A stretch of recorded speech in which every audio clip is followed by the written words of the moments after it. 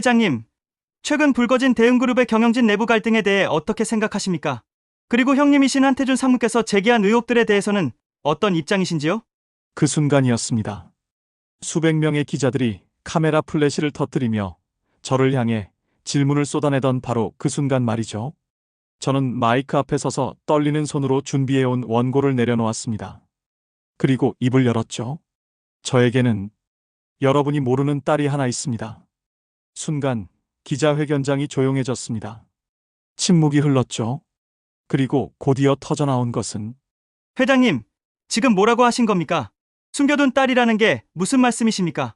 언제 태어난 아이입니까? 어머니는 누구입니까? 저는 깊게 숨을 들이쉬었습니다. 30년 동안 가슴 깊숙이 묻어두었던 그 무거운 비밀을 세상에 털어놓는 순간이었거든요. 30년 전 제가 대학생이었을 때 사랑했던 여자가 있었습니다. 그 여자와의 사이에서 딸이 태어났습니다. 기자들의 눈빛이 매서워졌습니다. 카메라 플래시가 미친 듯이 터져나왔죠. 회장님, 그럼 지금까지 그 아이의 존재를 숨겨오신 겁니까? 현재 그 딸은 어디 있습니까? 왜 지금에 와서 고백하시는 겁니까? 저는 그 질문들에 답하지 못했습니다. 아니, 답할 수가 없었어요. 목구멍이 메어왔거든요. 여러분은 아마 궁금하실 겁니다. 대체 무슨 일이 있었기에 대한민국 10대 기업의 회장이 기자회견장에서 이런 고백을 하게 되었을까요? 왜 30년 동안 숨겨온 딸의 존재를 세상에 드러내야만 했을까요? 그 답을 알려면 여러분은 저와 함께 30년 전으로 돌아가야 합니다. 그때 저는 25살이었고 대학 캠퍼스에서 운명 같은 사랑을 만났거든요. 장미라라는 이름에 제 인생을 송두리째 바꿔놓은 여자 말입니다. 그리고 그 여자와 함께 나눈 작은 반지 하나가 30년이 지나 어떻게 제 모든 것을 무너뜨리고 다시 세우게 되었는지도 말이죠. 여러분이 끝까지 들어주신다면 저는 그 모든 이야기를 솔직하게 털어놓겠습니다. 어떻게 대기업 회장의 자리에서 추락했다가 다시 일어설 수 있었는지, 그리고 30년 만에 찾은 진정한 가족의 의미가 무엇인지를 말이에요. 그날 기자회견장에서 저는 한국 재벌사 역사상 가장 충격적인 고백을 했습니다. 하지만 그것은 시작에 불과했어요. 저는 한서준입니다. 55세 대흥그룹의 회장이었습니다. 이었다고 과거형으로 말하는 이유는 그 고백 이후 저는 모든 것을 잃었거든요. 회장직도, 가족의 신뢰도, 그리고 사회적 지위도 말이죠. 하지만 동시에 저는 가장 소중한 것을 되찾았습니다. 30년 동안 제가 저버렸다고 생각했던 사랑과 제가 아버지라는 것조차 몰랐던 딸을 말이에요. 그 기자회견이 있기 전까지 저는 완벽한 삶을 살고 있다고 생각했습니다. 대한민국 10대 기업의 회장, 정계와 재계를 오가는 영향력 있는 인물, 그리고 성공한 남자의 표본 같은 존재였죠.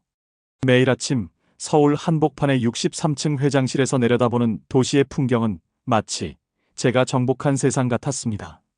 수십 개의 계열사와 수만 명의 직원들이 제 한마디에 움직였고 제가 내리는 결정 하나하나가 주식시장을 좌우했죠. 그런데 그 모든 것이 하루아침에 무너져 내렸습니다. 단 한 번의 고백으로 말이에요. 기자회견장을 나서는 순간부터 제 휴대폰은 쉴 새 없이 울려댔습니다. 이 사진들의 항해 전화, 주요 주주들의 질책, 그리고 언론사들의 인터뷰 요청이 쏟아져 들어왔죠. 회장님, 이게 도대체 무슨 일입니까? 왜 사전에 상의도 없이 이런 발표를? 전무이사인 김상호가 차 안에서 다급하게 물었습니다. 저는 창밖을 바라보며 대답했어요. 상의할 게 뭐가 있겠나? 내 개인적인 일인데. 개인적인 일이요? 회장님, 지금 주가가 폭락하고 있다고요? 오후 거래 시간에 한가를 칠지도 모른다고요? 김전무의 목소리에는 다급함이 묻어 있었습니다. 하지만 저는 이상하게도 마음이 평온했어요. 마치 오랫동안 가슴에 얹혀있던 무거운 돌덩이를 내려놓은 기분이었거든요. 물론 그 평온함이 오래가지는 못했습니다. 집에 도착하자마자 아내 윤정희가 저를 맞이했어요. 평소 온화했던 그의 얼굴에는 분노와 실망이 가득했습니다. 당신 정말 미쳤나요? 아무런 상의도 없이 그런 발표를 다 해버리다니. 정희야, 미안하다. 하지만 언젠가는 말해야 할 일이었어. 언젠가요? 30년을 숨겨놓고서 지금 와서 언젠가라니. 아이들은 어떻게 할 건데요? 서연이와 서윤과 학교에서 얼마나 힘들어할지 생각해봤어요? 윤정희의 말이 맞았습니다. 저에게는 현재 아내와의 사이에서 태어난 두 자녀가 있었거든요. 대학생인 서현이와 고등학생인 서영이 말이에요. 아빠, 이게 정말이야? 그때 서현이가 계단을 내려왔습니다. 스마트폰을 든 채로 저를 바라보는 그 아이의 눈빛에는 충격과 배신감이 가득했어요. 서현아, 아빠가 다른 여자랑 낳은 딸이 있다는 거야? 그리고 30년 동안 우리한테 숨겨왔다고? 저는 아무 말도 할 수 없었습니다.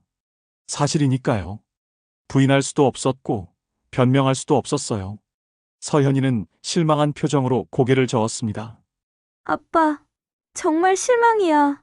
나는 아빠를 존경했는데. 그 아이가 다시 방으로 올라가는 뒷모습을 보며 저는 가슴이 찢어지는 듯 했습니다. 제가 지키려고 했던 가족이 오히려 제 고백 때문에 상처받고 있었거든요. 하지만 저는 알고 있었습니다. 이 모든 일이 우연이 아니라는 것을 말이에요. 며칠 전 형인 한태준이 제게 한 말이 떠올랐습니다. 서준아, 내가 회장 자리에 있는 것도 이제 한계야. 이 사회에서도 내 리더십에 대해 의문을 제기하고 있어. 형, 무슨 말씀이세요? 아버지 돌아가신 후 내가 회장이 된 지 벌써 10년이야. 그런데 회사 실적은 제자리 걸음이고 신사업 진출도 번번이 실패하고 있어. 이제는 새로운 리더십이 필요한 때가 아닐까? 그때는 형이 단순히 견제하는 말인 줄 알았습니다. 하지만 지금 생각해보니 그게 아니었어요. 형은 이미 무언가를 알고 있었던 거였습니다. 제가 30년 동안 숨겨온 비밀을 말이죠. 그리고 그 비밀을 폭로할 완벽한 타이밍을 기다리고 있었던 거였어요. 저를 회장 자리에서 끌어내리기 위해서 말입니다. 저는 그날 밤 잠을 이룰 수 없었습니다. 창밖으로 보이는 서울의 야경을 바라보며 지난 30년을 되돌아봤죠. 어떻게 이런 일이 시작되었을까요? 어떻게? 저는 첫사랑과 그 사이에서 태어난 딸을 30년 동안 외면할 수 있었을까요? 그 답을 찾으려면 저는 1995년 제가 대학교 4학년이었던 그 시절로 돌아가야 했습니다. 캠퍼스 은행나무 아래에서 장미라를 처음 만났던 그 가을날로 말이에요. 그때만 해도 저는 몰랐습니다. 그 만남이 제 인생을 완전히 바꿔놓을 거라는 것을, 그리고 30년 후 이렇게 모든 것을 잃고 다시 찾는 계기가 될 거라는 것을 말이죠. 기자회견장에서 터뜨린 그 폭탄 선언은 저에게 끝이 아니라 진짜 시작이었습니다. 30년 동안 제가 잃어버렸던 진실과 마주할 진짜 시작 말이에요. 그래요. 이제 제가 여러분을 1995년 가을로 데려가겠습니다. 그때 저는 연세대학교 경영학과 4학년이었어요. 25살 세상 모르는 철부지였죠. 당시 저는 대흥그룹 창업주의 둘째 아들이었지만 캠퍼스에서는 그냥 평범한 대학생으로 지내고 싶어 했습니다. 물론 완전히 숨길 수는 없었지만요. 하지만 적어도 제가 재벌가 아들이라는 걸 내세우며 다니지는 않았어요. 그날도 평소처럼 도서관에서 졸업 논문 자료를 찾고 있었습니다. 경영 전략에 관한 두꺼운 책들 사이에서 머리가 지끈거리고 있을 때였죠. 실례합니다. 혹시 이 책 보고 계세요? 뒤에서 들린 목소리에 고개를 돌렸는데 그때 제 심장이 멈췄습니다. 정말로 멈춘 것 같았어요. 긴 생머리를 한쪽으로 넘긴 여학생이 서 있었거든요. 검은색 터틀넥에 베이지색 가디건을 걸친 모습이 너무나 단아했어요. 하지만 무엇보다 제 마음을 사로잡은 건 그 여학생의 눈빛이었습니다. 맑고 순수한데 어딘지 의지가 강해 보이는 그런 눈빛이었어요. 아, 네. 어떤 책 말씀이세요? 제가 더듬거리며 물었죠. 평소에 이렇게 말을 못하는 성격이 아니었는데 그때는 정말 바보가 된 것 같았어요. 마케팅 원론이요. 급하게 찾고 있는데 다 대출 중이더라고요. 아, 이 책 말씀이시군요. 제가 다 봤으니까 드릴게요. 책을 건네주면서 손끝이 살짝 닿았는데 전기가 통하는 것 같았어요. 너무 진부한 표현이지만 정말 그랬거든요. 고맙습니다. 저는 국문과 4학년 장미라예요. 저는 경영학과 한서준입니다. 그렇게 우리는 만났습니다. 도서관 한쪽 구석에서 마케팅 원론이라는 딱딱한 책 한 권 때문에 말이에요. 미라는 제가 상상했던 것보다 훨씬 매력적인 사람이었습니다. 국문과 학생답게 책을 정말 좋아했고 시를 쓰기도 했어요. 그리고 무엇보다 자신의 꿈이 확실했죠. 저는 나중에 작은 서점을 하나 차리고 싶어요. 동네 사람들이 편하게 와서 책도 읽고 차도 마실 수 있는 그런 곳이요. 첫 만남 후 일주일 뒤 학교 앞 작은 카페에서 미라가 말했어요. 그 꿈을 말할 때 미라의 눈이 반짝반짝 빛나는 게 너무 예뻤습니다. 서점이요? 요즘 서점 운영이 쉽지 않다던데. 그래도 좋아요. 제가 정말 좋아하는 일이니까. 돈은 조금 벌어도 괜찮아요. 행복하게 살 수 있다면요. 그때 저는 미라가 정말 부러웠어요. 자신이 하고 싶은 일이 확실하고 그것만으로도 행복할 수 있다고 말하는 그 모습이 말이에요. 반면 저는 어떤가요?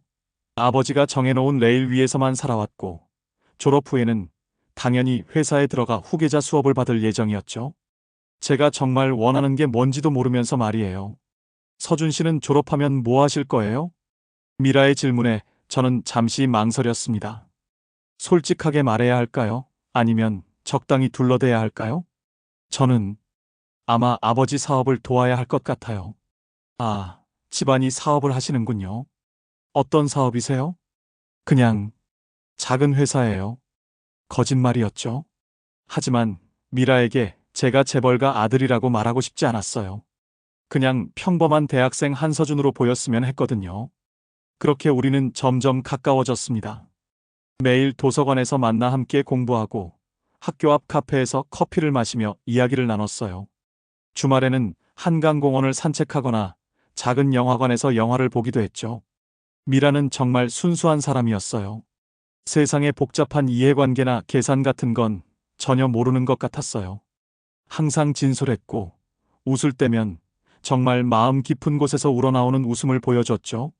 서준아, 넌 웃을 때 눈이 초승달 모양이 되는 거 알아? 어느 날 미라가 제 얼굴을 들여다보며 말했어요. 제 이름을 반말로 부르기 시작한 건 그때부터였죠. 그래? 몰랐는데. 응, 정말 예뻐. 처음 봤을 때부터 그 눈이 좋았어. 미라의 말에 제 얼굴이 빨개졌어요. 25살 남자가 얼굴을 빨갛게 하다니 우스웠지만 어쩔 수 없었거든요. 겨울이 되면서 우리는 더욱 가까워졌습니다. 첫눈이 내린 날, 저는 용기를 내어 미라에게 고백했어요. 미라야, 나 너를 좋아해. 연세대 정문 앞 은행나무 아래에서였어요. 하얀 눈이 소복소복 내리는 가운데 미라의 볼이 추위 때문인지 제 고백 때문인지 빨갛게 물들어 있었죠. 나도 서준이를 좋아해. 미라의 대답을 듣는 순간 세상이 온통 핑크색으로 변한 것 같았어요. 그런 게 사랑이었나 봅니다.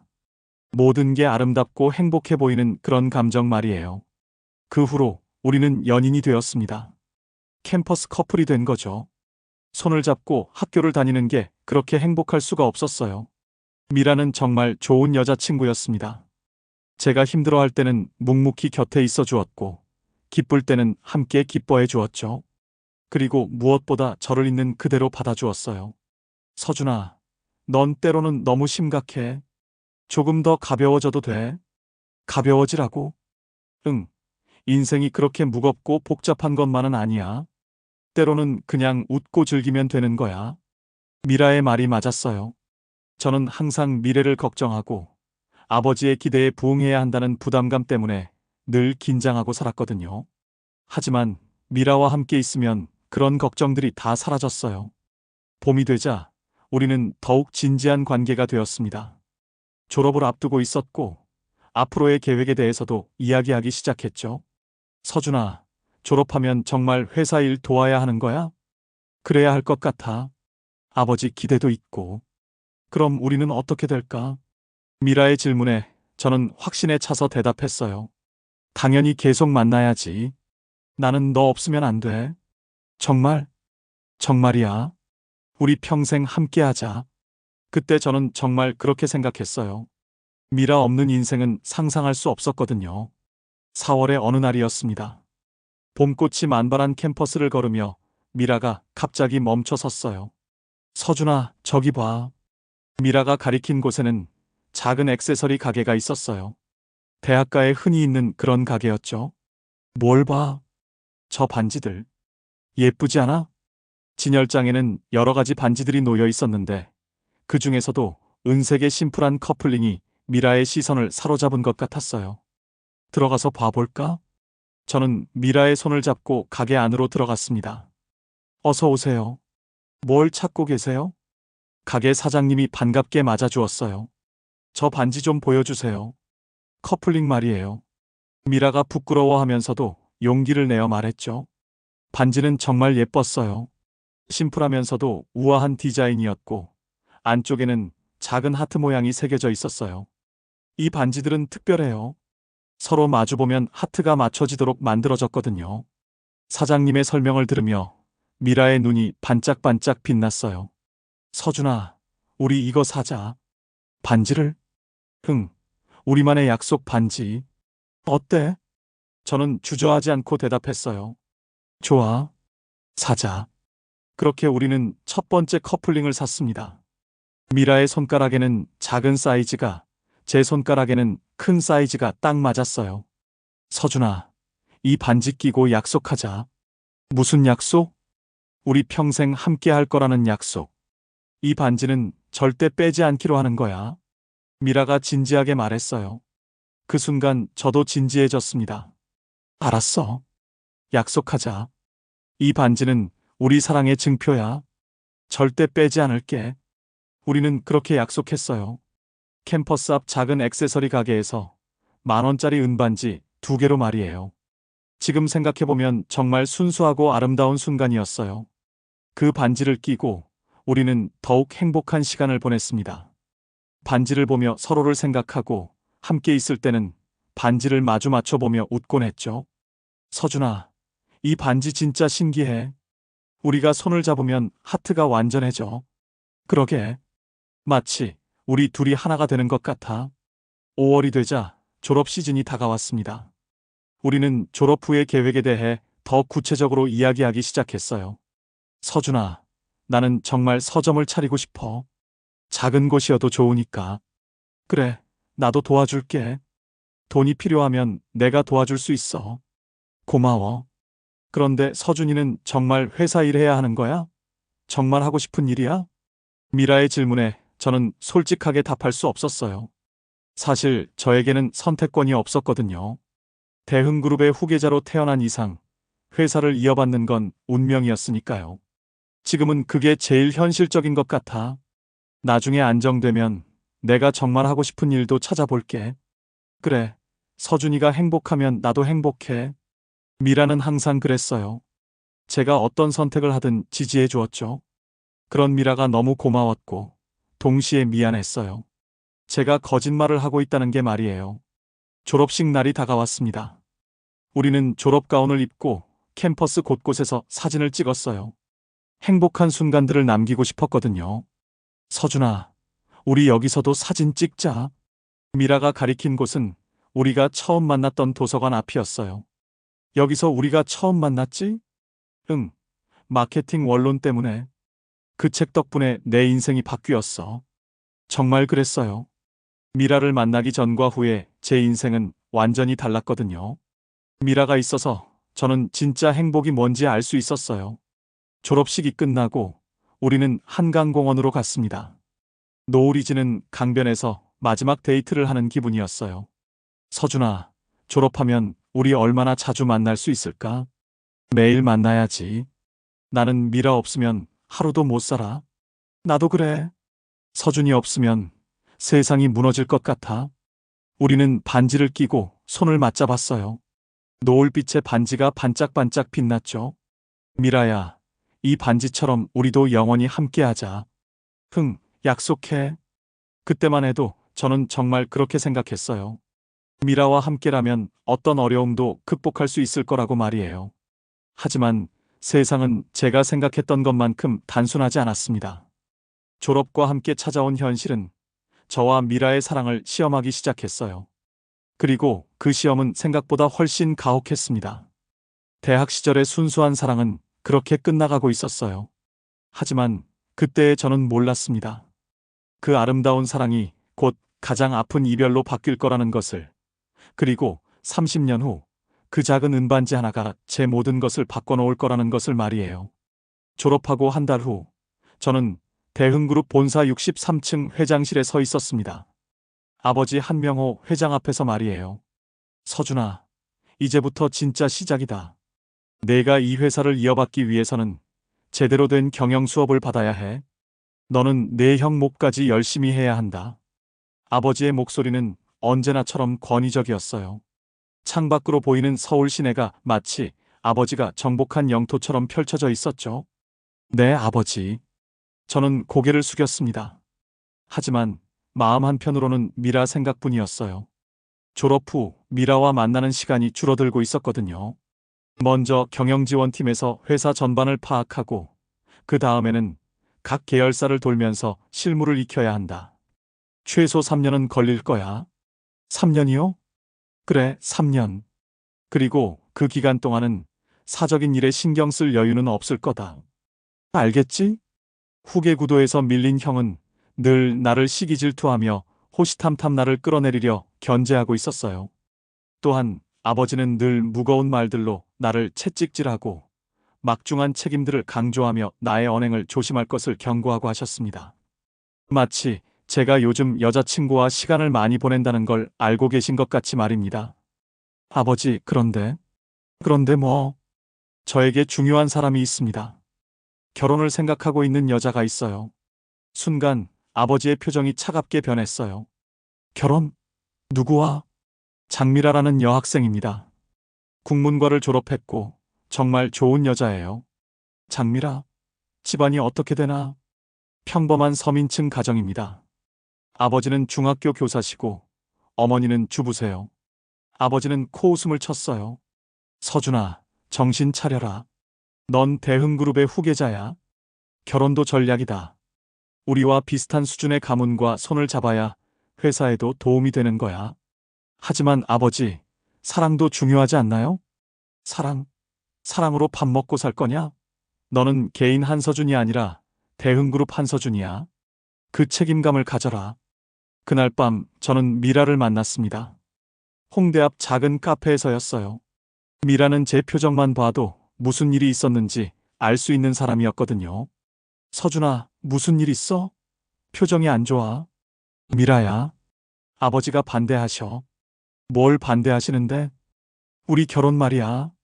미라의 얼굴이 순간 굳어졌어요. 하지만 곧 밝게 웃으며 말했죠. 괜찮아. 시간이 지나면 아버님도 마음을 바꾸실 거야. 우리가 진짜 사랑한다는 걸 보여드리면 되잖아. 미라의 낙관적인 말에 저는 더욱 마음이 아팠어요. 현실이 그렇게 단순하지 않다는 걸 알고 있었거든요. 그 후 몇 주 동안 저는 회사 일에 파묻혀 살았습니다. 아침 7시에 출근해서 밤 11시에 퇴근하는 게 일상이 되었어요. 미라와 만나는 시간은 일주일에 한두 번으로 줄어들었죠. 서준아, 요즘 너무 힘들어 보여. 어느 토요일 저녁 간신히 시간을 내어 미라와 만났을 때였어요.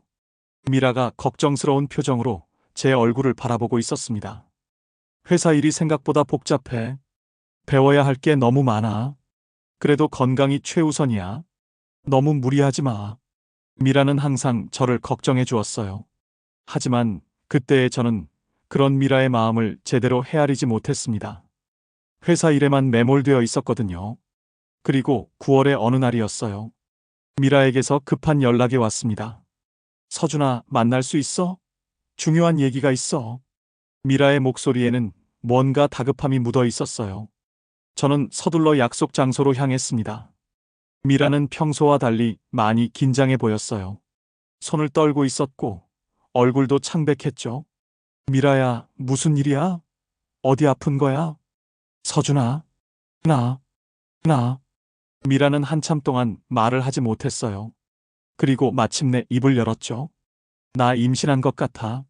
그 순간 제 머릿속이 하얘졌습니다. 임신이라니요? 전혀 예상하지 못한 일이었어요. 정말이야? 병원에서 확인했어. 6주 됐대. 미라의 눈가에 눈물이 맺혀 있었어요. 기쁨인지 두려움인지 알 수 없는 복잡한 감정이 담겨 있었죠. 저는 한동안 아무 말도 할 수 없었습니다. 기쁜 마음도 있었지만 동시에 두려웠어요. 아버지가 알면 어떻게 될까요? 회사는 어떻게 하죠? 게다가 호시탐탐 나를 견제하고 있는 형까지. 서준아, 말 좀 해봐. 어떻게 생각해? 미라야, 이거 어떻게 하지? 제 대답에 미라의 얼굴이 상처받은 표정으로 변했어요. 어떻게 하기는? 우리 아이잖아. 당연히 낳아야지. 아니야, 그런 뜻이 아니라 아버지한테 어떻게 말씀드릴지. 아버님이 그렇게 중요해? 지금은 우리 아이가 가장 중요한 거 아니야? 미라의 말이 맞았어요. 하지만 저는 현실적인 문제들이 머릿속을 복잡하게 만들었습니다. 미라야, 조금만 시간을 줘. 내가 아버지를 설득해 볼게. 하지만 그 설득은 생각보다 어려웠어요. 아니, 시도조차 하지 못했습니다. 아버지에게 미라의 임신 소식을 어떻게 말씀드려야 할지 감이 오지 않았거든요. 그렇게 며칠이 지났을 때였어요. 아버지가 갑자기 저를 부르셨습니다. 서준아, 앉아라. 아버지의 표정이 평소보다 더 엄중했어요. 뭔가 아시는 것 같았죠. 너 요즘 만나는 여자 장미라였지? 네. 그런데 어떻게? 그 여자가 임신했다면서? 저는 깜짝 놀랐어요. 어떻게 아셨을까요? 아버지, 그게. 대답만 해. 사실이냐 아니냐? 사실입니다. 아버지는 한숨을 깊게 쉬었어요. 서준아, 정말 한심하구나. 대흥그룹의 후계자가 될 놈이 이런 실수를 하다니. 실수라뇨? 저희는 사랑하는 사이입니다. 사랑? 그딴 감상적인 소리 하지 마라. 지금 당장 정리해. 정리요? 그 여자와 헤어져. 그리고 아이는 없애도록 해.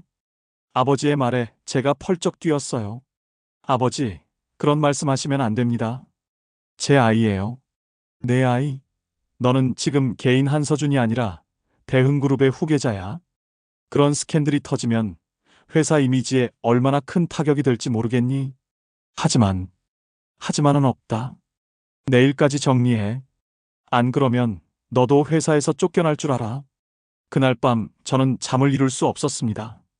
미라와 아이 그리고 회사 사이에서 선택해야 하는 상황이 되었거든요. 다음 날 저는 미라를 만났습니다. 하지만 차마 아버지가 하신 말씀을 전할 수 없었어요.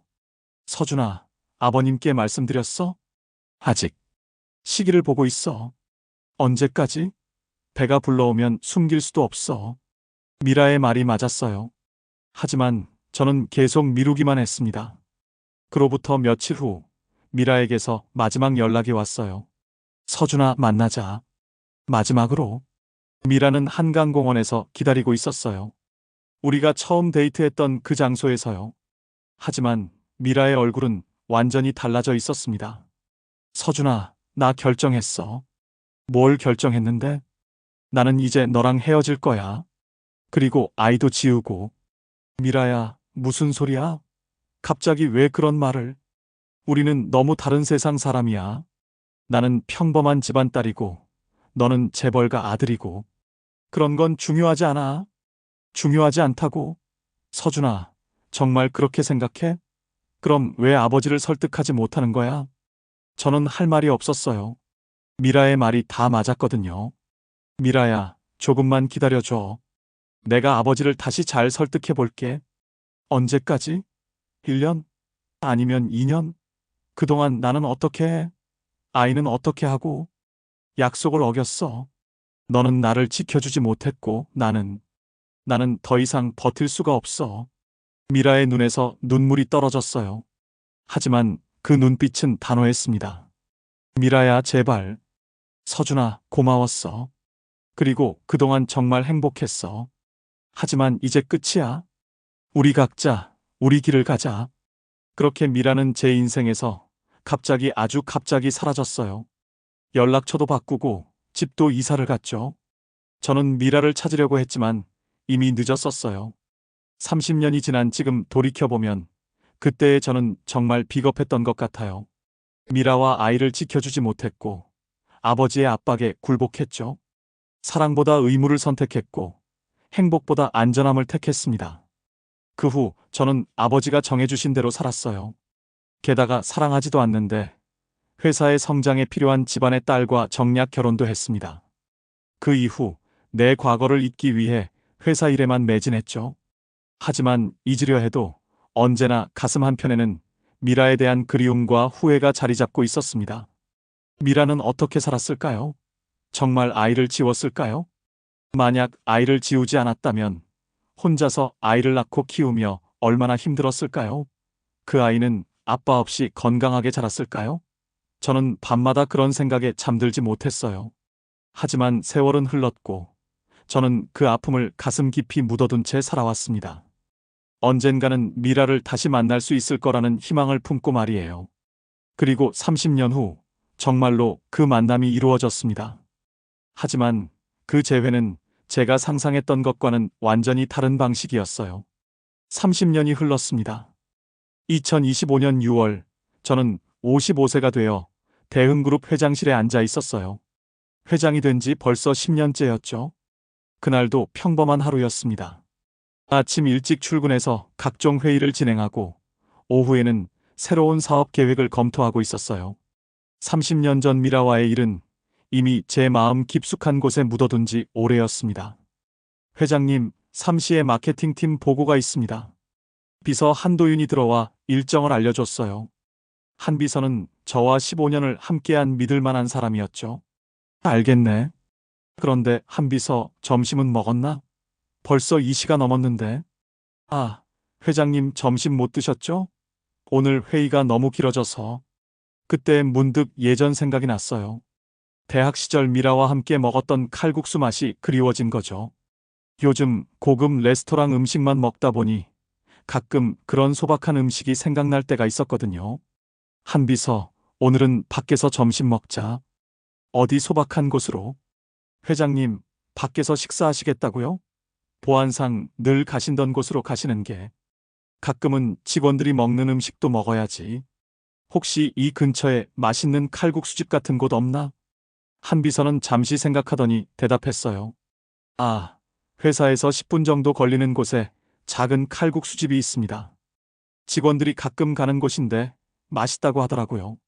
좋아, 거기로 가자. 그렇게 저는 30년 만에 작은 동네 칼국수집을 찾게 되었습니다. 물론 그때는 몰랐어요. 그 선택이 제 인생을 완전히 바꿔놓을 거라는 것을 말이에요. 칼국수집은 정말 소박한 곳이었어요. 10여 개의 테이블이 전부인 작은 가게였죠. 하지만 들어서는 순간부터 고소한 육수 냄새가 코끝을 자극했습니다. 어서 오세요. 밝은 목소리가 들렸어요.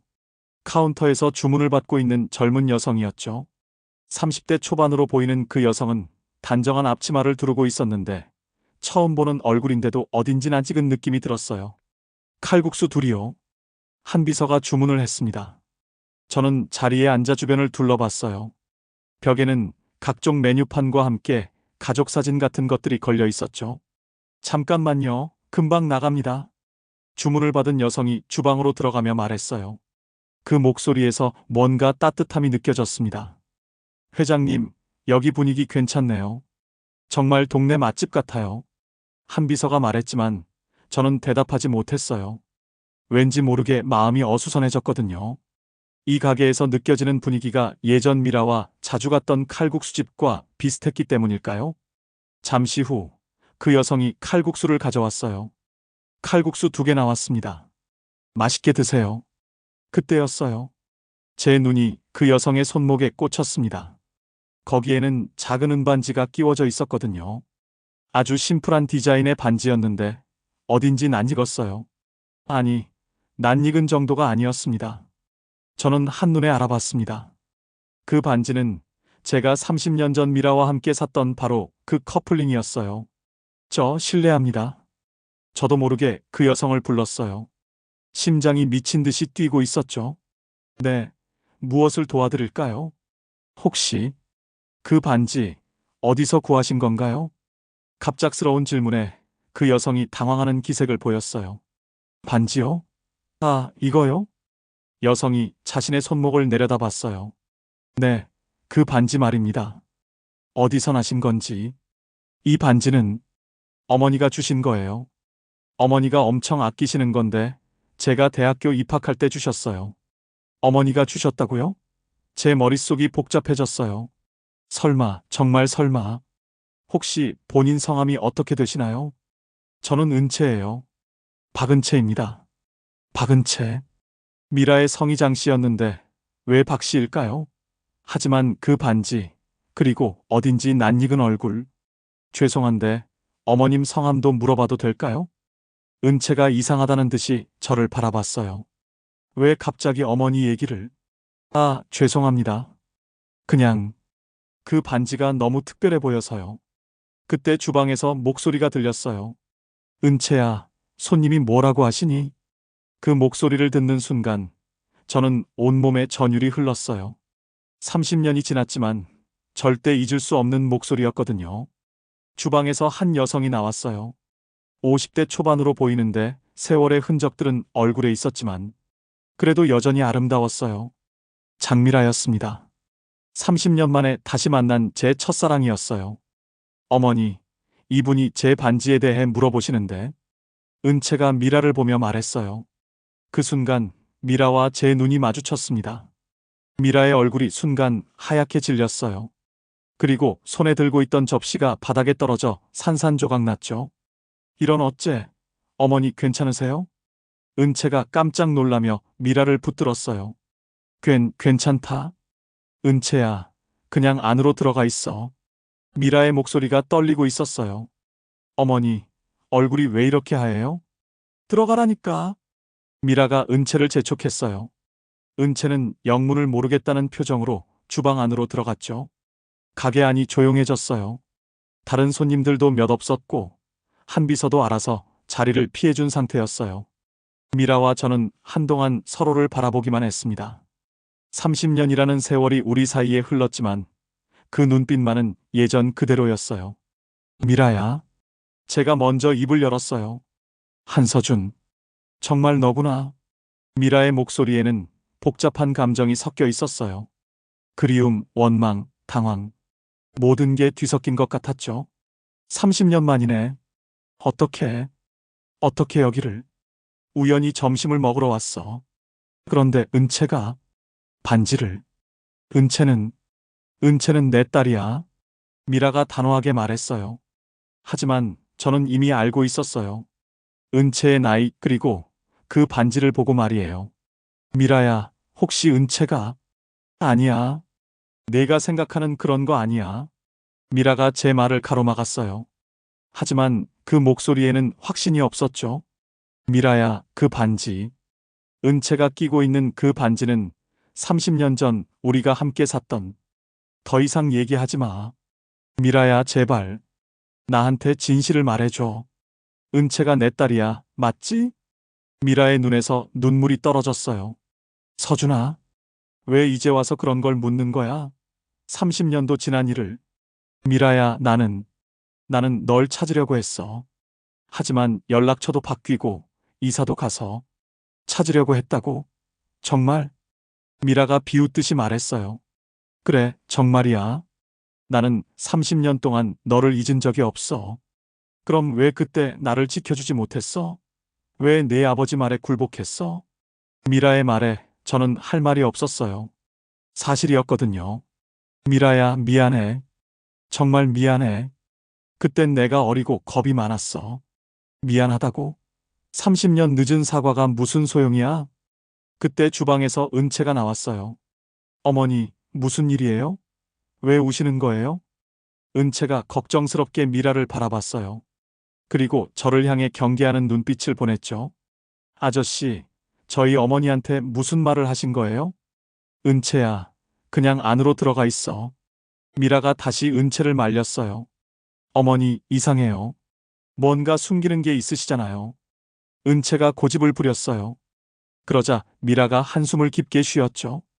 은채야, 이분은. 미라가 말을 시작하려다가 멈췄어요.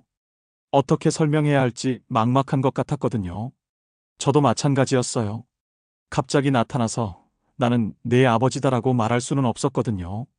어머니, 도대체 뭐예요? 이 아저씨는 대체 누구세요? 은채의 재촉에 미라가 마침내 입을 열었어요.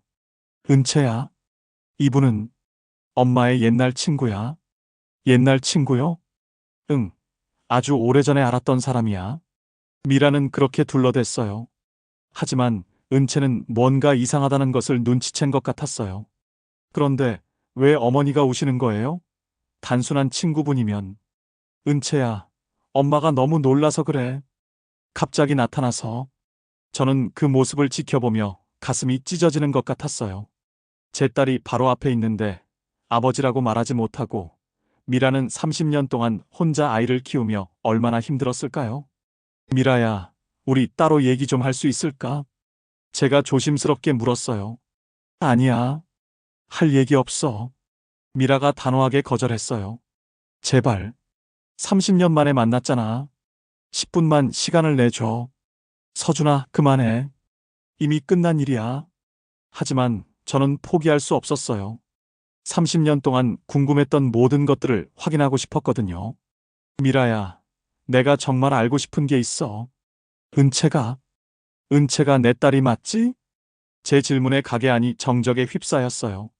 은채가 깜짝 놀란 표정으로 저와 미라를 번갈아 봤죠. 아버지요? 이 아저씨가 제 아버지라고요? 은채의 목소리가 떨리고 있었어요. 은채야, 아니야. 이 사람 말 듣지 마. 미라가 서둘러 부인했어요. 하지만 은채는 이미 충격을 받은 상태였죠. 어머니, 정말이에요? 이분이 제 아버지인가요? 아니라니까. 그럼 왜 이 아저씨가 그런 말을 하는 거예요? 그리고 제 반지를 보고 왜 그렇게 놀라셨어요? 은채는 영리한 아이였어요. 상황을 빠르게 파악하고 있었죠. 저는 더 이상 참을 수 없었어요.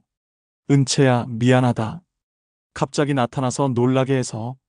하지만 나는 정말 내가 궁금했어. 30년 동안.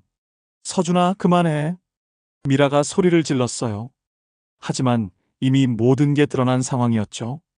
은채가 눈물을 흘리며 미라를 바라봤어요.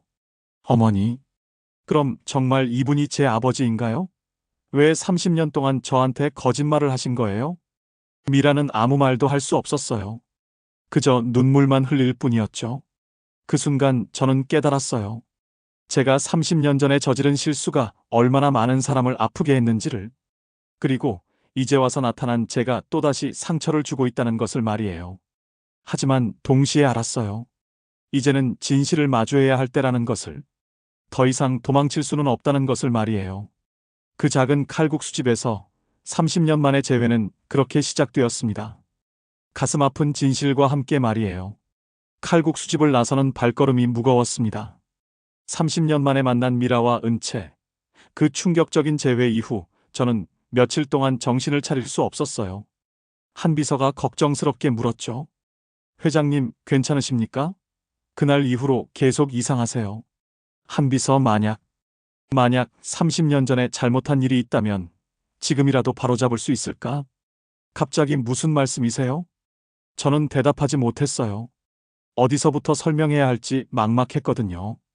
그날 밤 저는 책상 서랍 깊숙한 곳에서 30년 전 미라가 돌려준 반지를 꺼냈습니다. 은색이 조금 변색되긴 했지만 여전히 그때 그 모습이었어요. 안쪽에 새겨진 작은 하트도 그대로였죠. 미라야, 은채야. 반지를 보며 중얼거리고 있을 때 휴대폰이 울렸어요. 서준아, 나야. 형이다. 한태준이었습니다. 형은 평소와 달리 목소리에 뭔가 의미심장한 톤이 있었어요. 형, 이 늦은 시간에 무슨 일이세요? 내일 시간 좀 내줄 수 있겠나? 중요한 얘기가 있어. 무슨 얘기인데요? 전화로는 곤란하고. 내일 점심때 만나자. 형이 전화를 끊은 후 저는 불길한 예감이 들었어요. 형의 목소리에서 뭔가 음모적인 느낌을 받았거든요. 다음 날 형과 만났습니다. 강남의 고급 일식집이었어요. 서준아, 요즘 어떻게 지내나? 그냥 평소처럼요. 왜 갑자기? 혹시 최근에 특별한 일은 없었나? 옛날 지인을 만났다거나. 형의 말에 제가 깜짝 놀랐어요. 설마 칼국수집 일을 알고 있는 건 아니겠죠? 특별한 일이라면. 서준아, 솔직하게 말해봐. 며칠 전에 어떤 칼국수집에 갔었지? 제 심장이 쿵쾅거렸어요. 어떻게 알았을까요? 형이 어떻게? 내가 모르는 게 어디 있겠나? 너를 지켜보고 있는 사람들이 있어. 지켜본다고요? 서준아, 넌 대흥그룹의 회장이야. 내 모든 행동이 감시받고 있다는 걸 모르나? 형의 말에 소름이 돋았어요. 제가 미라와 은채를 만난 것까지 감시당하고 있었다니요. 그래서 형이 저한테 무슨 얘기를 하려는 거예요? 서준아, 장미라라는 여자와 박은채라는 딸. 재미있는 조합이더라. 형이 악의적으로 웃으며 말했어요. 형, 그게 무슨... 내가 조사를 좀 해봤어. 박은채, 30세, 1995년 3월생. 어머니는 장미라, 53세. 혼자서 딸을 키웠지. 아버지 아내는 공란이고. 형의 말에 제가 입을 다물 수 없었어요. 이미 다 파악하고 있었던 거예요. 그런데 재미있는 건 너와 장미라가 대학 동기였다는 거야. 그리고 은채가 태어난 시기를 계산해보니 딱 너희가 사귀던 시기와 맞아떨어지더라.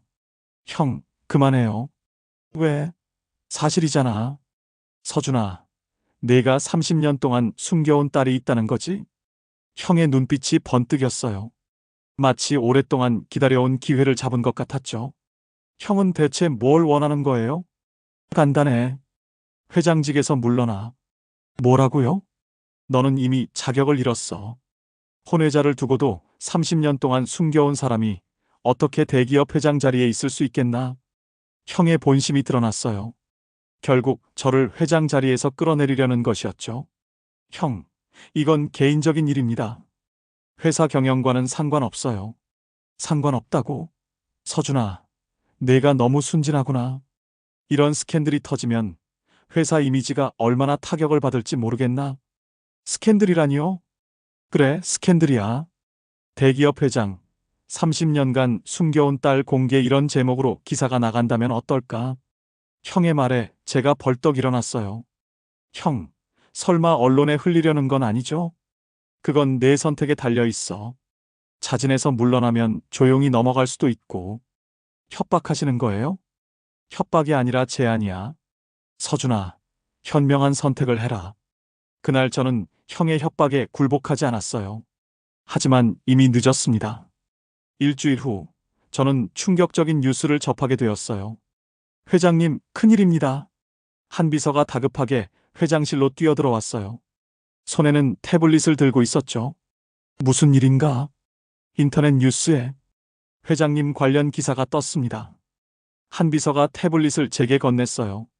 화면에는 충격적인 제목이 떠 있었습니다. 대흥그룹 한서준 회장, 30년간 숨겨온 혼외딸 존재 확인.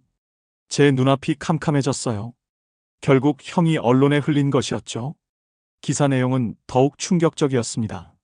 제가 대학 시절 장미라와 연애했던 사실, 은채가 1995년에 태어났다는 사실, 그리고 제가 최근 칼국수집을 방문했다는 사실까지 모든 게 적혀 있었어요.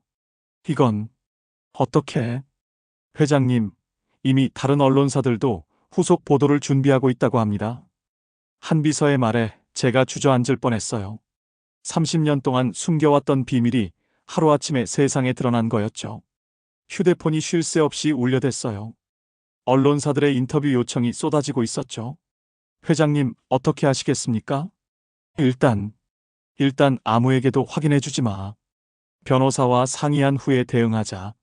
하지만 이미 인터넷은 난리가 났어요.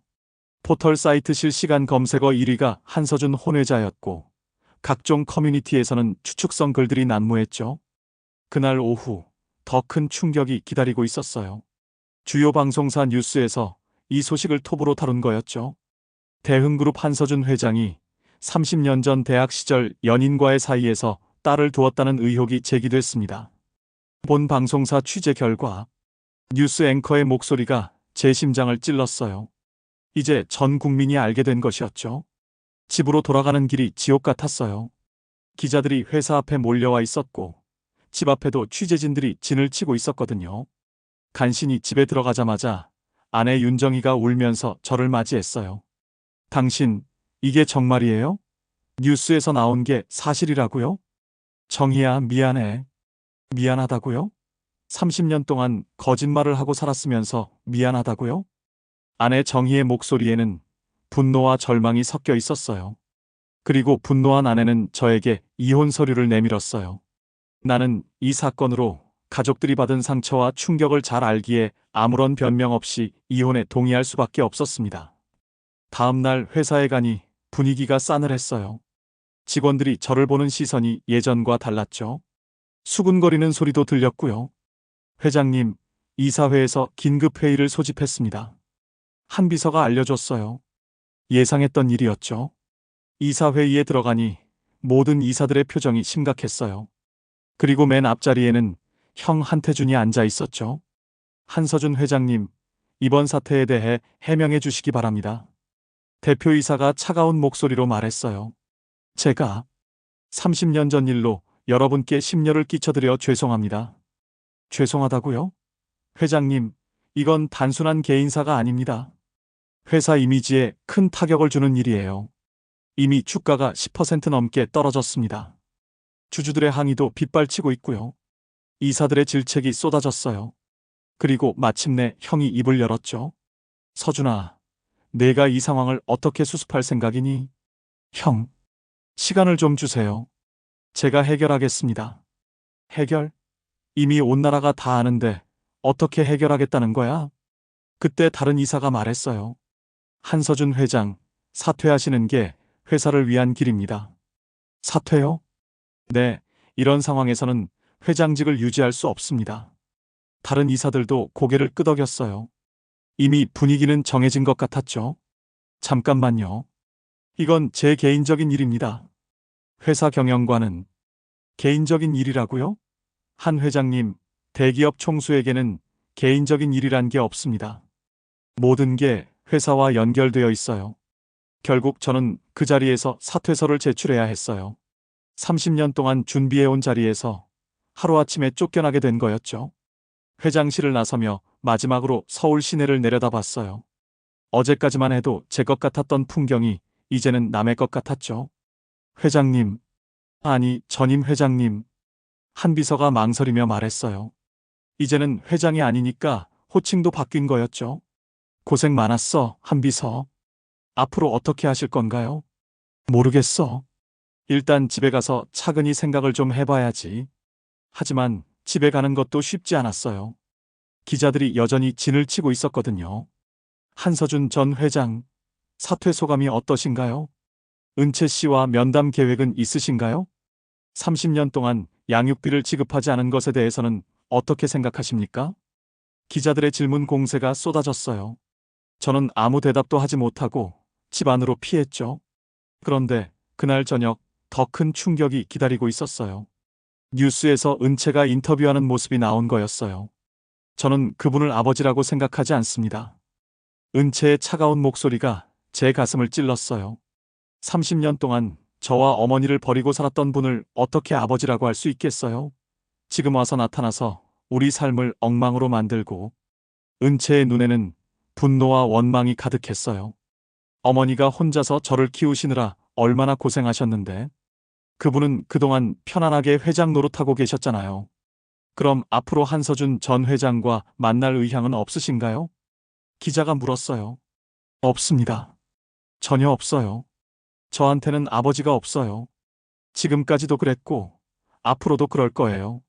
그 말을 듣는 순간 제 세상이 완전히 무너졌어요. 회장직을 잃은 것보다, 가족들에게 실망을 안긴 것보다 더 아팠어요. 제가 30년 동안 찾고 싶어 했던 딸이 저를 완전히 거부하고 있었거든요. 그날 밤 저는 미라에게 전화를 걸었어요. 하지만 미라는 전화를 받지 않았죠. 몇 번을 걸어도 마찬가지였어요. 결국 문자를 보냈어요.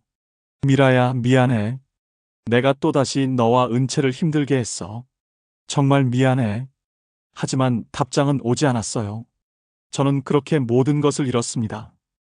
회장직도, 가족의 신뢰도, 그리고 은채의 마음도. 형의 음모는 완벽하게 성공한 것이었죠. 하지만 저는 회장직은 포기하더라도 이 진실만큼은 포기할 수 없었어요. 30년 전에 제가 지키지 못했던 사람들을 이번에는 반드시 지켜야 한다고 생각했거든요. 설사 은채가 저를 거부한다고 해도, 미라가 저를 용서하지 않는다고 해도 저는 진실을 밝혀야 했어요. 그리고 제가 진짜 잘못한 것과 억울하게 당한 것을 구분해야 했죠. 형의 음모로 시작된 이 모든 소동이 실은 제게 30년 전의 잘못을 바로잡을 기회를 준 것일 수도 있었거든요. 비록 모든 것을 잃었지만 이제야 진짜 시작인 것 같았어요. 진실과 마주할 진짜 시작 말이에요. 모든 것을 잃고 나니 오히려 마음이 편해졌어요. 더 이상 잃을 것도 없었고 지킬 체면도 남아있지 않았거든요. 이제 저에게 남은 것은 단 하나뿐이었습니다. 30년 전의 진실을 밝히는 것이었어요. 회장직에서 물러난 지 일주일이 지났을 때 저는 다시 그 칼국수집을 찾았습니다.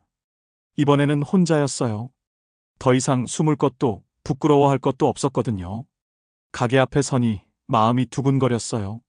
30년 만에 만난 미라, 그리고 제가 아버지라는 걸 알아버린 은채. 과연 저를 받아줄까요? 문을 열고 들어가니 은채가 카운터에 서 있었어요. 저를 보자마자 얼굴이 굳어졌죠. 왜 또 오셨어요? 차가운 목소리였어요. 며칠 전 뉴스 인터뷰에서 보았던 그 적대적인 시선 그대로였죠. 은채야, 나는. 은채라고 부르지 마세요. 저한테는 아버지가 없다고 했잖아요. 은채의 말에 제 가슴이 찢어지는 것 같았어요. 하지만 포기할 수 없었습니다. 그래도 나는 내 아버지야. 그 사실만은 바뀌지 않아. 아버지요? 30년 동안 어디 계셨는데 이제 와서 아버지라고요? 은채의 목소리가 높아졌어요. 다른 손님들이 쳐다보기 시작했죠. 은채야, 제발 한 번만 얘기할 기회를 줘. 내가 왜 그동안... 싫어요. 듣기 싫어요. 어머니도 만나기 싫어하세요. 그때 주방에서 미라가 나왔어요. 저를 보자마자 한숨을 깊게 쉬었죠. 또 왔구나. 미라야, 제발. 우리 얘기 좀 하자. 할 얘기 없다고 했잖아. 미라의 목소리도 차갑기는 마찬가지였어요. 하지만 저는 포기할 수 없었습니다. 미라야, 나는 지금 모든 걸 잃었어. 회장직도 잃었고 가족들한테도 버림받았어. 이제 정말 잃을 게 없어. 그래서 이제는 솔직해질 수 있어. 30년 전 일도 지금 일도 다 솔직하게 말할 수 있다고. 미라가 잠시 망설이는 것 같았어요. 하지만 곧 고개를 저었죠. 너무 늦었어, 서준아. 늦었다고. 미라야, 사랑에 늦는다는 게 있나? 제 말에 미라의 눈가가 살짝 흔들렸어요. 사랑이라고 하지 마. 넌 나를 사랑한 적 없어. 사랑했다면 그때 나를 지켜줬을 거야. 미라야, 그때 내가 얼마나 어렸는지 알잖아. 아버지 압박에 어떻게 맞설 수 있었겠어? 변명하지 마. 미라가 갑자기 소리를 질렀어요. 가게 안이 조용해졌죠. 변명이라고? 미라야, 나도 그때 힘들었어. 너와 헤어지는 게 얼마나 아팠는지. 힘들었다고? 서준아, 넌 정말 모르는구나. 그때 내가 얼마나... 미라가 말을 멈췄어요. 눈물이 글썽거리고 있었죠. 뭘 모른다는 거야? 미라야, 제발 말해줘. 그때 정말 무슨 일이 있었던 거야? 왜 갑자기 말도 없이 사라진 거야? 은채가 걱정스럽게 미라를 바라봤어요. 어머니, 괜찮으세요? 은채야, 잠깐 안으로 들어가 있어. 하지만 어머니, 들어가라니까. 미라가 은채를 재촉했어요. 은채는 마지못해 주방 안으로 들어갔죠. 가게에는 저와 미라만 남았어요. 다른 손님들도 어느새 나가고 없었고요. 미라야, 이제 우리끼리니까 솔직하게 말해줘. 30년 전에 정말 무슨 일이 있었어? 미라가 한동안 침묵하더니 마침내 입을 열었어요. 서준아, 넌 정말 아무것도 모르는구나. 뭘 모른다는 거야? 내 아버지가 나한테 뭘 했는지 말이야. 제 심장이 쿵쾅거렸어요. 아버지가 미라에게 무슨 일을 하셨다는 걸까요? 아버지가 뭘 했는데? 미라가 깊게 숨을 들이쉬었어요. 그리고 30년 동안 묻어두었던 이야기를 시작했죠. 그날, 내가 내 임신 소식을 듣고 아버지한테 어떻게 말해야 할지 고민하고 있을 때였어. 갑자기 내 아버지가 우리 집을 찾아오셨어. 어떻게 우리 집 주소를 알았는지는 모르겠지만 미라의 목소리가 떨리기 시작했어요. 내 아버지는 나한테 말씀하셨어. 서준이를 망치고 싶지 않으면 조용히 사라지라고. 뭐라고? 아니, 그것보다 더 심했어. 아이를 지우고 서준이 앞에서 완전히 사라지라고 하셨어. 제가 벌떡 일어섰어요. 아버지가 그런 말씀을 하셨다니요. 그래서 뭐라고 했어? 당연히 거절했지. 내가 왜 그래야 하느냐고 서준이와 상의해서 결정하겠다고 했어. 그럼 그때 내 아버지가 미라가 말을 멈췄어요. 너무 힘든 기억인 것 같았죠. 뭐라고 하셨는데? 내 아버지가 말씀하셨어. 만약 내가 계속 버틴다면 서준이를 회사에서 완전히 쫓아내겠다고.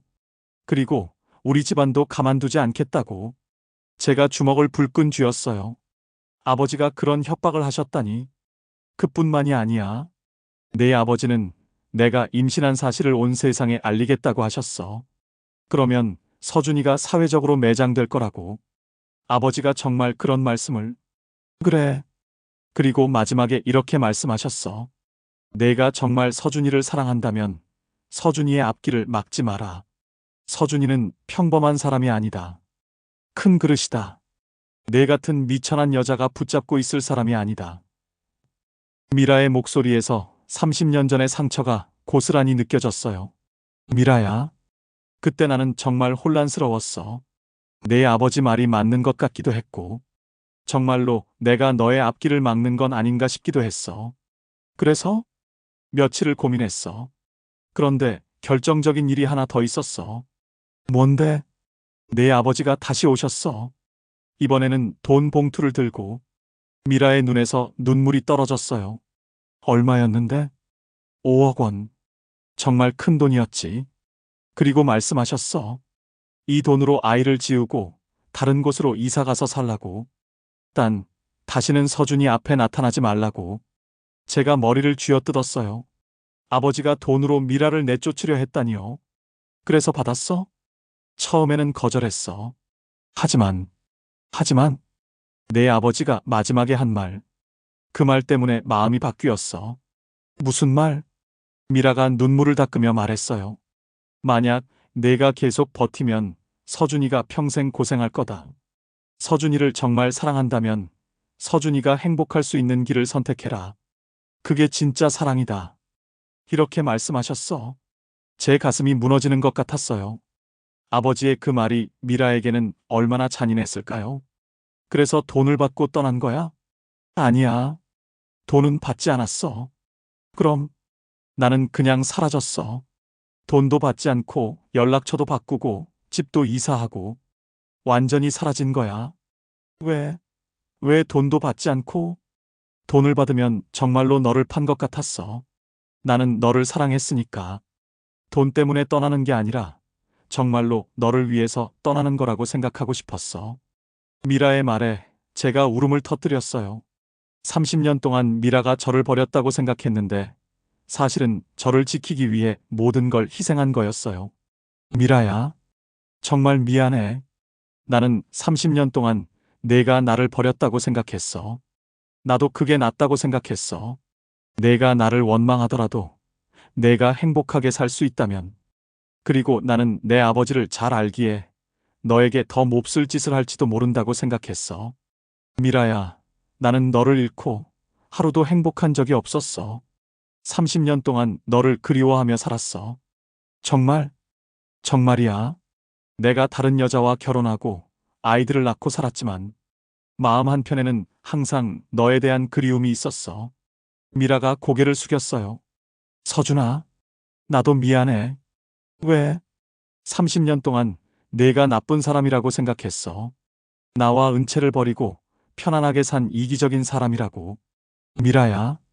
하지만 지금 보니 너도 피해자였구나. 내 아버지. 그때 주방에서 은채가 나왔어요. 울고 있었어요. 저희 대화를 다 들었나 봤어요. 어머니. 그럼 정말 이 아저씨가? 은채야. 어머니가 30년 동안 혼자 고생하신 건 이 아저씨 때문이 아니라 이 아저씨 아버지 때문이었다는 거예요? 은채가 저를 바라봤어요. 이전과는 다른 눈빛이었죠. 은채야. 하지만 이제 어떻게 하죠? 이미 모든 게 엉망이 되어버렸는데. 은채의 말이 맞았어요. 진실을 알았다고 해서 모든 게 해결되는 건 아니었거든요. 미라야, 은채야. 나는 이제 어떻게 해야 할지 모르겠어. 너희에게 너무 많은 상처를 줬어. 미라가 저에게 다가왔어요. 서준아, 이제 그만 자책해. 너도 피해자였잖아.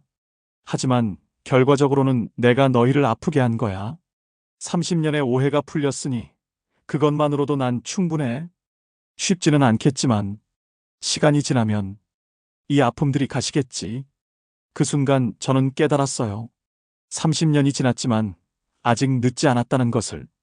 비록 많은 상처와 오해가 있었지만 진실이 밝혀진 이상 새로운 시작이 가능하다는 것을 말이에요. 은채야, 미라야. 나는 이제 진짜 너희를 지킬 거야. 30년 전에 못했던 그 일을 이제라도 할 거야. 미라가 고개를 끄덕였어요. 서준아, 우리 천천히 해보자. 30년의 공백이 하루아침에 메워지지는 않겠지만 고마워, 미라야. 정말 고마워. 저는 그날 칼국수집에서 30년 만에 진짜 가족을 만났어요. 비록 세상은 여전히 저를 비난하고 있었지만 가장 중요한 사람들이 저를 이해해 주었거든요. 하지만 진짜 싸움은 이제부터였어요. 나로 인해 무너진 미라와 은채의 명예를 회복하고 그들의 인생을 지켜내는 일 말이에요. 30년 전의 진실이 밝혀진 이상 이제는 현재의 진실도 밝혀야 했습니다. 회장직에서 물러난 지 2달 후 저는 인생에서 중요한 결정을 내렸습니다. 다시 한번 기자회견을 여는 것이었죠. 하지만 이번에는 변명이나 해명이 아니었습니다. 그저 진실을 당당히 밝히고 제가 진짜 원하는 것이 무엇인지 세상에 알리려고 했어요. 그리고 한비서에게 마지막으로 부탁을 했습니다. 한비서, 기자회견 준비를 부탁해. 전임 회장님, 무슨 내용으로 하시겠습니까? 은채를 정식으로 내 딸로 인정하고 미라와의 관계도 공개할 거야. 한비서가 놀란 표정을 지었어요. 회장님, 그러시면 또 논란이 될 수도. 괜찮아. 나는 더 이상 대흥그룹의 회장도 아니고 이제는 미련도 없다네. 다만 이제 더 이상 숨기며 살고 싶지 않아. 당당하게 살고 싶어. 기자회견 전날 밤 저는 미라와 은채를 만났어요. 이번에는 칼국수집이 아니라 조용한 레스토랑에서였죠. 미라야, 은채야.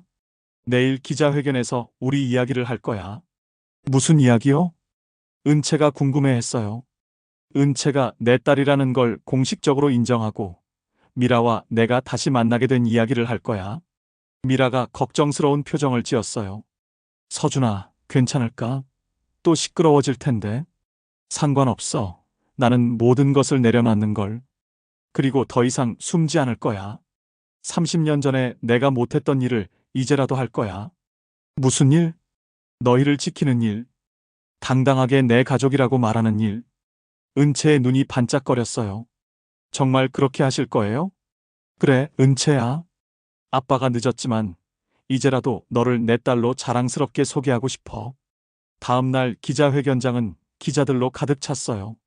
2달 전 그 충격적인 고백 이후 첫 번째 기자회견이었거든요.